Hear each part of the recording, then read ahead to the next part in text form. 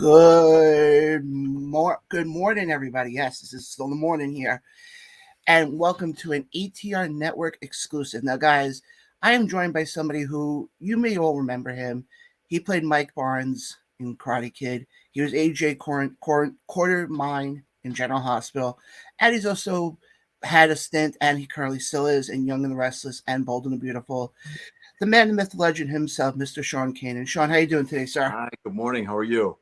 I'm doing very well. I'm honored to have you on Thank you today. very much. Now, let's get right into it. Obviously, people know for you from the Karate Kid franchise. You were in the third one. That's correct.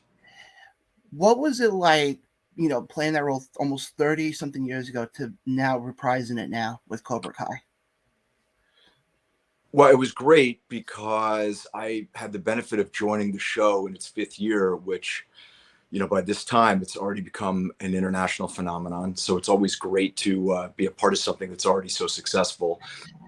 It was really wonderful to be able to reprise the role and, play it in a way that had a lot more colors, a lot more dimensions than I think the role had in the Karate Kid 3. We're 30 some years down the road here. I've certainly evolved as a man and as an actor, and I wanted to be able to bring all of that to the role. Now, you said, you played the role 30 years ago. What was it like when you got on to the set and you saw, everybody there from when you were there 30 years ago? Because I'm not saying this is the first time you had played the role in over 30 years, correct? Yeah, are you asking if the first time I got on the set of Cobra Kai or Yeah, Karate Kid? Cobra Kai. Cobra Kai. It was great. I mean, I've known Yuji and Billy and Ralph for decades. The crew was fantastic. There was just an incredible air of excitement, and everyone was very welcoming. Um, this is something that I had waited for 5 years to be able to be a part of. So I was really fired up, and I loved the I love this new evolution of the character that the big three wrote for me. Now, obviously, you played it now. Does it surprise you now that this many years later, so many people are still talking about the Cobra Kai series and that Karate Kid is still a cult classic, if you want to call it that? Yes and no. I mean, the Karate Kid films, I think, are a part of the tapestry of worldwide cinema. I think that they've still got the ability to affect people on a visceral, emotional level, especially, I mean, for me, when I see the final fight at the All Valley tournament in the original Karate Kid, I still get that, that feeling in the pit of my stomach, and you hear the guy yell, "Finish him!" And it's that climactic moment, and it's sort of the same feeling when I watch Rocky, which I've seen over and over again, like most of us have. So, and obviously with the success of Cobra Kai, I'm not surprised with the interest and attention that uh, the films have received. It's great to see a whole new generation of kids fall in love with Daniel LaRusso and everyone else. So many kids, I think, liked Cobra Kai and weren't even really aware of the original films, and then went back and watched them subsequent to becoming fans of Cobra Kai. Yeah, I mean, it's amazing to think that a character I played all these years ago still has relevance and a place in the heart of the fans. So I'm very humbled by that. Well, let me ask you this now, because like you said, you played Mike Barnes in the third Karate Kid. How did you get into doing that movie? How did that whole process go about? Well, I was in Los Angeles. I was finishing my degree in political science at UCLA. I was pursuing my acting career. And the head of my martial arts school, Sensei Fumio Demura, was Pat Morita's stunt double. And he knew that I was pursuing my career in acting and told me about the open call for Mike Barnes. And I went to an open call and auditioned with thousands of people. And John Avildsen, who had won the Academy Award for Rocky and who had directed The Karate Kid and The Karate Kid 2, plucked me out of the line. And here's something really interesting. I was doing an interview, I don't know, maybe 6 weeks ago or so, on the set of The Bold and the Beautiful with Entertainment Tonight. and we were talking about Cobra Kai, and I said, this is so strange how things come full circle, because when I was doing the open call audition, Entertainment Tonight interviewed me all those years ago, and the host said, well, we've got a pretty significant vault of material over at Entertainment Tonight. We're going to find the interview. And sure enough, they did. So you actually can see the exact moment when John Avildsen and I meet, when I'm in line, standing in line with all the people outside the studio. And then you can see when I come inside the studio and I'm talking to Entertainment Tonight and I'm doing some martial arts. So if you go on YouTube and put, Sean Kanan Entertainment Tonight interview, you'll see what it actually looked like in the moment. Okay, Sean, I know we're recording right now, but this is actually my mother who... Hey, Mom, how are you? I have to tell you, I've been watching General since 1979. Wow. I scared my sister with that comment. I watching from way before you were on. Sorry, I keep coughing. It's okay. And I am a devout fan. And when I heard my son was interviewing you, he couldn't keep me down. I was jumping. Well, thank you. I'm very flattered. And listen, he told me that you have a birthday coming up Tomorrow. Well, I want to wish you the happiest of birthdays. I hope it's a really special day for you. Thank you so very much. You're I welcome. appreciate it. You're welcome. I'm going to get out of your hair so you guys can talk. Yeah, but I mean, Sean, you said now you did martial arts, I'm assuming, correct? Yes. Did that make it an easier transition going from the martial arts to doing the Mike Barnes thing? Since you already had sort of a background in it. Absolutely. I mean, Mike Barnes was supposed to be a 10th degree black belt and national champion. And, I don't know how they would have hired somebody with no martial arts background and made that person look like, like a martial artist in such a short amount of time. So I think it was really critical that I had a pretty strong foundation of Japanese karate. All right. Now, obviously, like I said, people know of you from Cobra Kai. We'll get back to that in a second. But like we mentioned before, you also have a stint in daytime soap operas. People can watch you now in, what is it, Young and the Restless now? Or I would say it's more than a stint. I've been doing it since 1992. So a long stint. It's been a long stint. Yeah. I'm currently playing Deacon Sharp. It's the role I originated in 2001, I believe, on The Bold and the Beautiful, and we just had a 35th anniversary on Bold and the Beautiful, which was a very exciting time to be a part of the show. And I just made a little appearance in Genoa City. Deacon Sharp popped back in to see what's going on The Young and the Restless. All right. Now let me ask you this: what was the transition like? Going from soap opera to because when you did Karate Kid, was that before the soap operas really got going, or was that? No, it was before. I did the Karate Kid 3 prior to starting to work in daytime.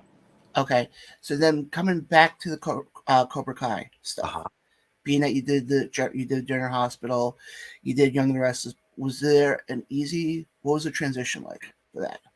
Yeah, I mean, it was pretty easy. I mean, I'm used to, having to learn 30 pages of dialogue a day. So, with Cobra Kai, we did significantly less dialogue, because they take a week to film an episode as opposed to us filming 1.5 episodes every day on The Bold and the Beautiful. So, I guess it's kind of like a muscle, the ability to learn dialogue, and it's certainly not the most challenging part of any role, but it's nice to be able to have that skill set so that, for me at least, I don't have to really worry about the dialogue. I can concentrate on what I'm doing with the acting.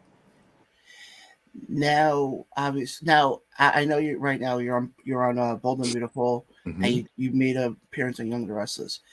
Going back to the General Hospital stuff for a second, and I mention that because of the fact that my mother is a devout fan of the show.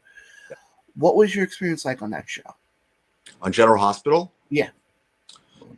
It was a bit of a mixed bag for me. I was playing a character that historically on the show has really never gotten a fair shake. I really liked the cast and crew of the show. There's so many talented actors that work on that show. It was difficult though sometimes playing a character that I didn't think was really championed by the powers that be, so to speak. But I was also on at a very special time. I mean, in the early 90s, General Hospital was doing very well. We tackled some really important social issues, which I got to be a part of those stories. And, I'm definitely appreciative for the opportunity to have been there. And like I said, it's on in my house every day. And with yours and many others. Well, actually, you bring up General Hospital. There's a funny story where back in the late 90s, I had come home from school. And this is back in the days where you had to DVR stuff using a videotape. Right. So this is how far back I'm going. And came home from school one day before my parents came home from work, and I put on SportsCenter. Except I forgot it was 3:00 during the week. And yeah, I heard about it for a long time. Oh, because she couldn't watch it. Okay. Yeah. Well, she's right. She's done that. Yeah, I realized afterwards I don't mess with somebody's soap operas. That's right. And yeah, I learned that big time. But no, I mean, I can't believe I'm actually about to admit this on the air right now. I've actually watched a few, maybe 5 minutes here and there of, like, if you mention certain people's names, I'll probably remember them. Yeah. But, like, that's the extent of me watching it. Well, yeah, it's funny. I think a lot of times people think that there's a specific demographic or type of person that's a soap opera fan. And I have come to learn in the 30 plus years that I've been doing this, that they come in all shapes and sizes, all ages, all occupations. And the assumption that it's really just a bunch of housewives is not accurate. Well, you bring that up. I mean, we do a wrestling show. We do a wrestling show. Okay. On here, and we cover pro wrestling pretty much every week. And there's been a lot of people who say that pro wrestling is basically a male soap opera. That's not entirely incorrect, I guess. That, take out a few different things. I mean, yeah, take out a lot of stuff that you see on like General Hospital, Young and the Restless, and they're like, yeah, you basically have pro wrestling. I suppose one could draw some analogies. Yeah, so that's my soap opera, I guess you can say. Well, everybody's got their thing, right? Oh yeah, but I also want to get to. I was doing some research prior to this interview. I noticed you are promoting a series right now on Amazon Prime. Yes. Yeah. Studio City, which is a show that I created. It's on Amazon Prime. It's a dramedy, and it's about a guy that is an aging soap star. My character, Sam Stevens, who plays Dr. Pierce Hartley on the #2 show in America called Hearts on Fire. And, it's a show within a show, and we see what it's like to be a guy that's starring on a soap opera. You kind of think when you first meet him, he's got the world by the tail, but you realize very quickly as the layers of the onion are removed that he's just like another guy trying to figure it out. He's got all sorts of family issues, work issues. He's a guy that has a lot of difficulty getting out of his own way. And the show has done really well. Our first 11 episodes were nominated for 16 Emmys. We won 3. Wow. And we are in the process right now of concluding a deal, which is going to bring us to platforms that will go from airing the show only in the United States to worldwide. So we're very excited about it. Wow! Congratulations on the wins, by the way. Thank you. So let me ask you this: Did you take any inspiration from your time in the soap opera world for this show? Of course I did. Yeah, sure. My character Sam is. I suppose on some levels he's an approximation of me. Um, and a lot of the experiences and subject matter that's in Studio City isn't necessarily directly taken from my experiences in daytime, but it's kind of like an amalgamation of a lot of different things, intermixed with a healthy dose of fiction. And we like to say that the show will make you laugh, it'll make you cry. It moves at a very fast pace. And if you haven't checked it out, please check it out on Amazon Prime, Studio City. The link for that show will be in the description below. Thank you. Oh, absolutely. And one other thing I want to get to before I get to actually a picture that I showed you before we went live, and I actually want to show it again now that we're doing this now because I want to get your thoughts on it. You also came out with a book recently. Yeah, it's my third book. It's called Way of the Cobra, and it is a self-help motivation book structured that I am the sensei and you're a student in my dojo, the dojo of Cobra Life. And Cobra is an acronym formed from the words character, optimization, balance, respect, and abundance. And these are the strategies and the philosophy that I lived my life by that has allowed me to achieve some of my success and overcome some pretty significant challenges. And, people are having amazing breakthroughs reading this book. I have become a personal excellence coach, which I'm really passionate about. And, in my coaching seminars, I teach people, direct from the horse's mouth, so to speak, what's inside the book and a lot more. And it's really rewarding to be able to work with people and watch them, evolve into the people they've always been meant to become. So I'm actually maybe looking to get now because I'm trying to overcome some stuff as well. And yeah, if I can definitely get a not I'm starting a new seminar in January, so you should feel free to talk to me about signing up. Oh yeah, absolutely, definitely talk to you about that. One last thing, I showed you this picture prior to us going live on this, but I'll show it again. This is you at the Brokerage Comedy Club. The brokerage in Long Island, and yes, it's a place I've performed at many times. Always love going to Long Island. What were was that for I don't remember if that was you was that you when you were still with General Hospital at the time? That was probably during that picture. I think I was with General Hospital. Yeah. And what was it? So now you've been to a lot of cities, obviously, in your traveling. What's your favorite city to go to? Ooh, that's a tough one. I used to like New York a lot. New York's a terrific city.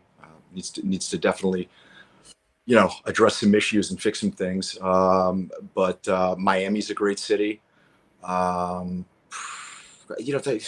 that's the wonderful thing about America. I mean, there's so many amazing, diverse, different cities that all offer different things. What else? Pittsburgh's a great city near my hometown of Newcastle, Pennsylvania. So, there's probably something special I could find for almost every city that I've been to in my life. Now, actually, I got two more questions for you.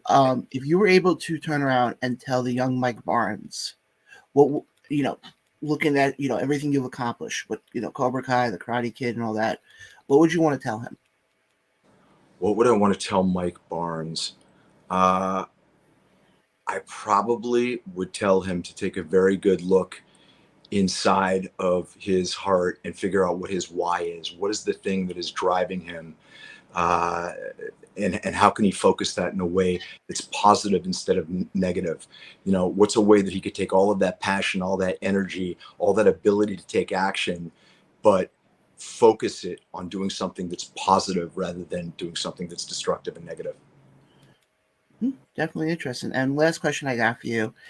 Obviously, you take the Mike Barnes character. If you had the opportunity to go up against, and now this is, I know how big of a wrestling fan you are. I like wrestling. Okay. If you had the opportunity to take the Mike Barnes character and go up against anybody from the past or currently right now in pro wrestling, who would it be? Ooh. Huh. That's a tough one.